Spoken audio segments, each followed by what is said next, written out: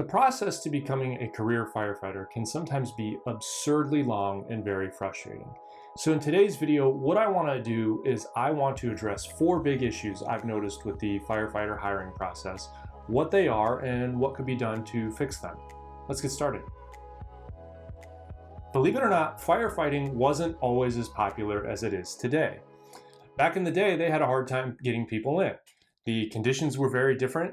The pay was very poor. It was a very dirty and unsafe job, and obviously today things are very different. Becoming a career firefighter is extremely competitive, and you have to really stand out from the rest in order to get hired at a department. Well, that process evolved over the years, and the process evolved to essentially get the best candidates out there and bring them into your department. And sometimes it can be very competitive between departments to get really, really good candidates. But the process does have some flaws, and I'm going to get right into it and start with the first one that I've noticed. And the first flaw that I've noticed is that the process typically pushes good test takers to the top. What do I mean by that? Well, being able to take a written test well is not necessarily a skill you will use as a firefighter. Now, if you've ever gone through a career hiring process, you know that at some point, usually at the very beginning, you have to take a written test. And a lot of people that would make great firefighters and great candidates just have a hard time getting past that written test. Now, of course, you could say that these people need to study harder, they need to study more, and I would agree with you. And if that's something you're getting ready to do or a test you're getting ready to take, I have resources on this channel that I can point you to, actual tutoring videos that will walk you through and show you how to do the math problems and mechanical problems and so on. But there's also the problem that there's a lot of people that aren't or wouldn't make good firefighters necessarily, who are just excellent test takers. And because they're excellent test takers, they automatically almost just go to the top of the list, at least to start. Now they might get weeded out later down the road, but it gives them a head start over a bunch of other people that are maybe not so good test takers. So what do I mean by naturally good test takers? So that I have a friend, before I got into law school, one of the things you have to do is you have to take the LSAT, and the LSAT is a very hard entrance exam to get into law school.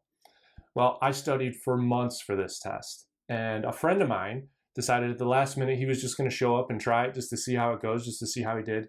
No studying, never cracked a book, never looked at anything, and he showed up and he did awesome on it.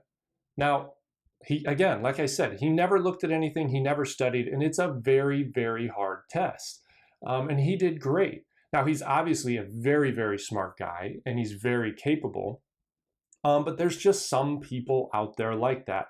The civil service tests, not all of them, but a lot of them don't focus on things that you'll need to actually know once you're in the fire service. A lot of them focus on general knowledge, which is great.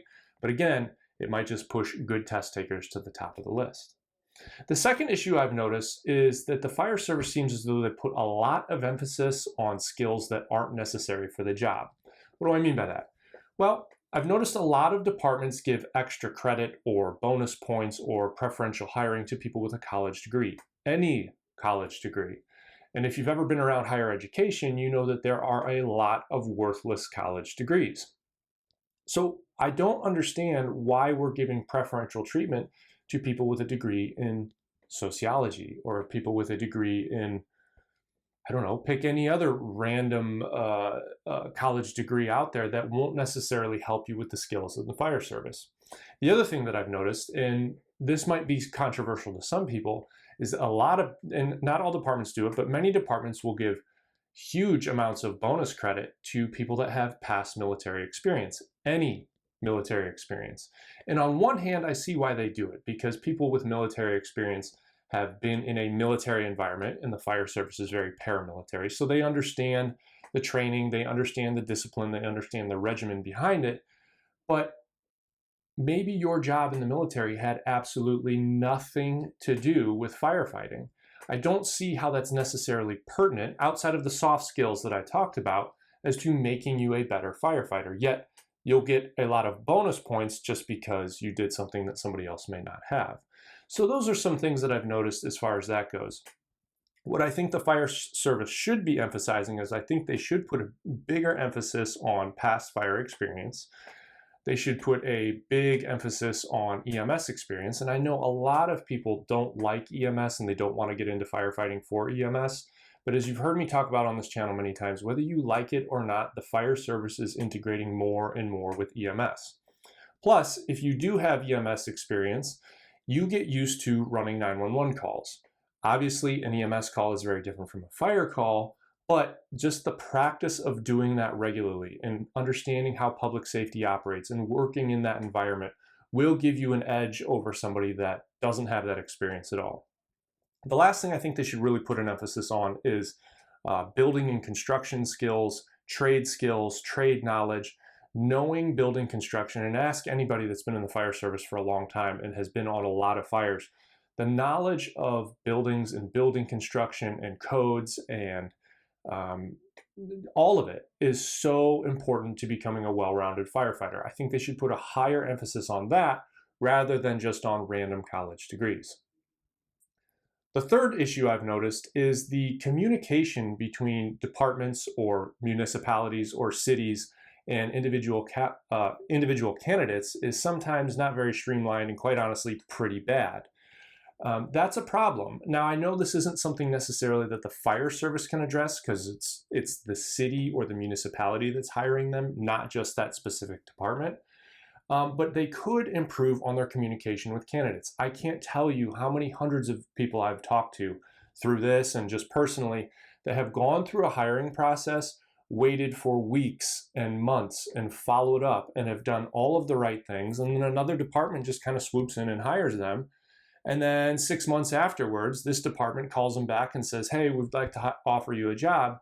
And they say no because they're already comfortable where they are and doing what they're doing. And this original department really missed out on a great candidate. Yes, of course, that person could leave and go back, but if they're comfortable and they like where they're at now, why would they do that? This department missed out. So I would recommend that fire departments are more proactive in reaching out to the candidates that are in their process.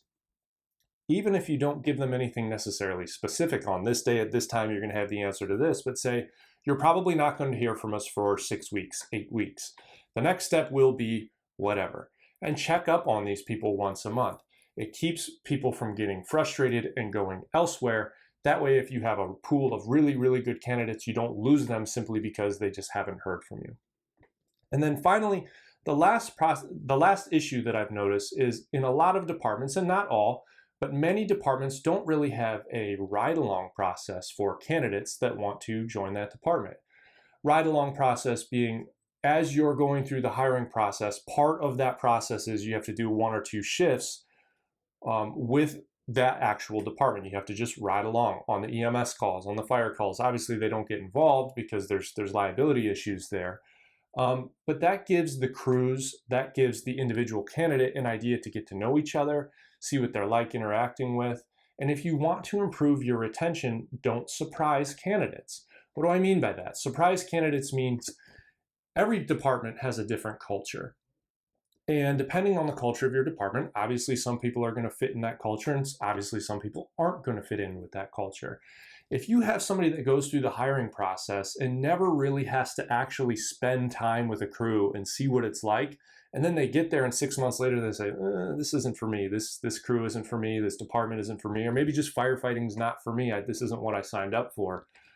You just spent a lot of time and money and energy and training into this person that you now lost. So maybe integrating some sort of mandatory ride-along process to give everybody the opportunity to see what each other is like and see if it would be a good fit for everyone. So as always, I hope you guys found this useful and helpful. If you did, click the like button below, subscribe to the channel, be sure to click the notification bell. If you do subscribe to the channel, I do lives on this channel now.